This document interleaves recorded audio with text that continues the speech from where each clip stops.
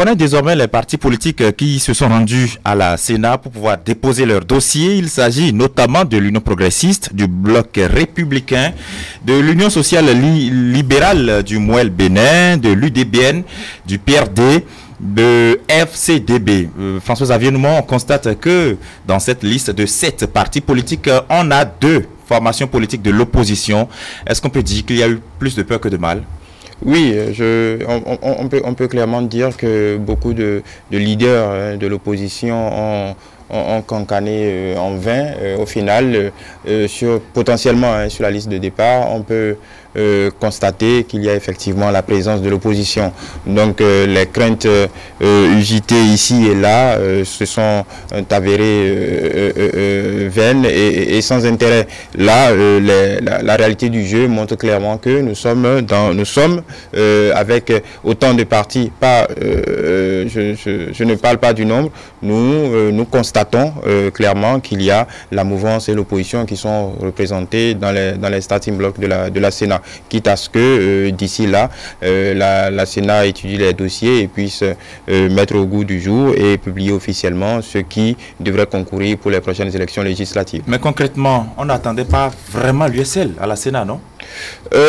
Disons que l'USL a joué un peu à brouiller les pistes. Clairement, on a vu que l'USL s'est, disons, avait plutôt choisi la politique de la chaise vide, s'est enfermé dans une attitude jusqu'au boutiste, mais apparemment c'était une tactique pour pouvoir, disons, prendre à revers tous les observateurs et l'opinion publique.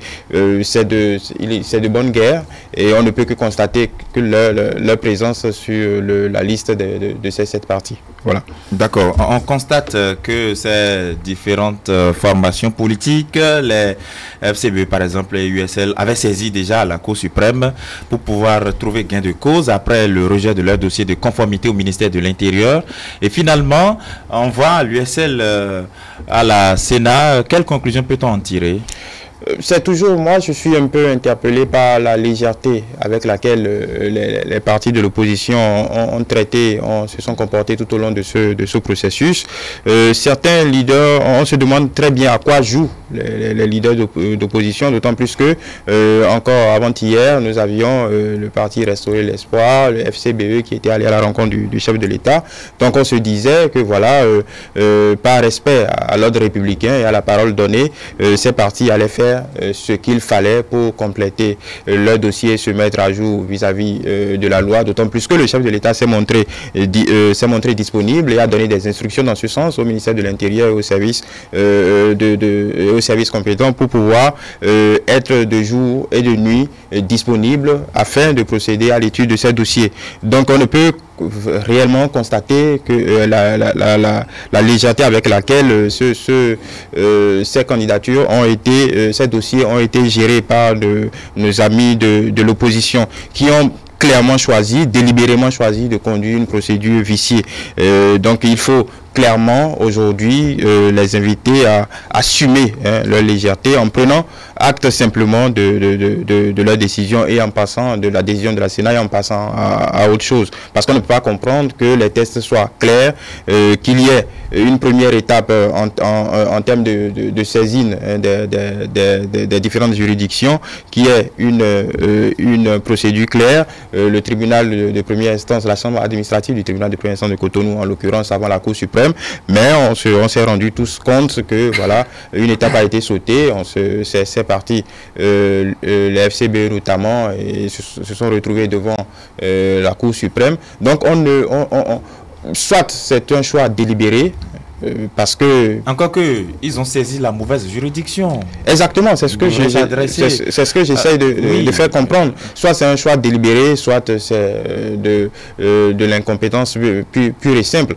Ce à quoi personnellement, je ne crois pas. Donc, je militerais plutôt pour une tactique de diversion. On a gongonné ici et là. On a fait de la paix un objet de chantage aux yeux de l'opinion publique pour au final accoucher simplement d'une souris, et c'est ce qui est déplorable.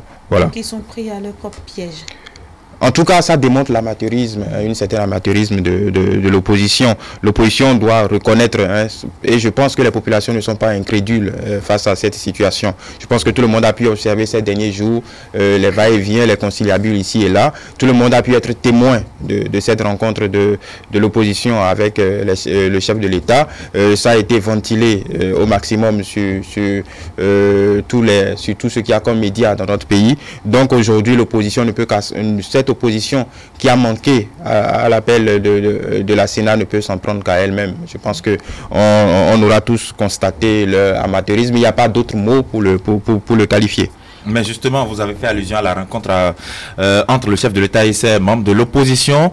On sait que c'est à la veille du délai final, hein, du dépôt des dossiers, que cette rencontre-là a eu lieu. Finalement, à quoi elle a servi, la rencontre? Je pense que les plus indiqués pour répondre à cette question sont les leaders de ces formations politiques. On a vu la véhémence avec laquelle, hein, depuis la semaine passée, le sujet, cette question du dépôt du fameux certificat de conformité, on a vu la véhémence avec laquelle ce sujet a été traité. Le président de la République a su se mettre au-dessus de la mêlée et aller accepter, discuter avec ces formations politiques. Je pense que le chef de l'État a fait ce qui est de son ressort, c'est-à-dire rassurer les uns et les autres de l'impartialité de la procédure et leur indiquer clairement les voies de recours et ce qu'il y avait à faire pour se donner toutes les chances d'être sur la ligne de départ. Visiblement, je pense qu'on a assisté à un marché de dupes, une certaine forme de...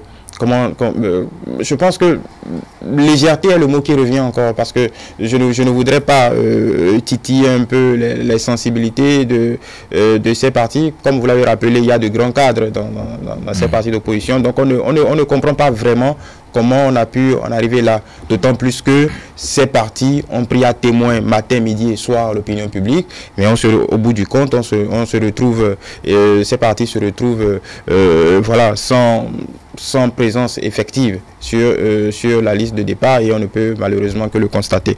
Mais encore une fois, c'est le jeu de la démocratie. Il faut simplement faire avec les partis qui sont là. Ce n'est pas plus mauvais. Ceux qui sont là sont certainement ceux qui ont pris plus au sérieux que les autres la chose électorale et sont décidés à aller aux élections. Donc je pense que c'est la leçon principale à retenir. Et François Xavier, quelle serait la suite de tout ceci? La Sénat a 8 jours. La Sénat a 8 jours pour traiter de tous ces dossiers et sortir officiellement les listes. Donc, encore les 8 jours, je pense, s'ouvrent dès ce matin. Donc, nous allons simplement patienter afin que cette commission fasse simplement son travail.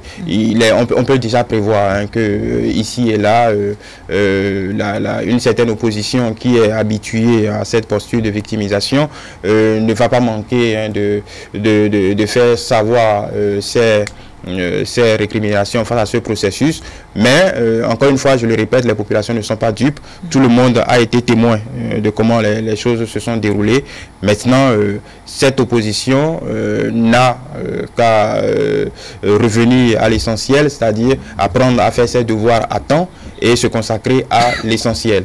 Pour le reste, les partis qui ont su déposer leur liste à temps, et Clovis a dû le faire remarquer ce matin, certains sont encore en attente de leur récépissé d'enregistrement. Oui. Donc on est au cœur du processus. On peut dire une bonne fois pour toutes que le processus, les prochaines élections législatives, on n'est pas encore à la phase active, mais le processus est bien lancé. Voilà, la belle mécanique démocratique est en marche. Merci beaucoup à vous, François Xavier.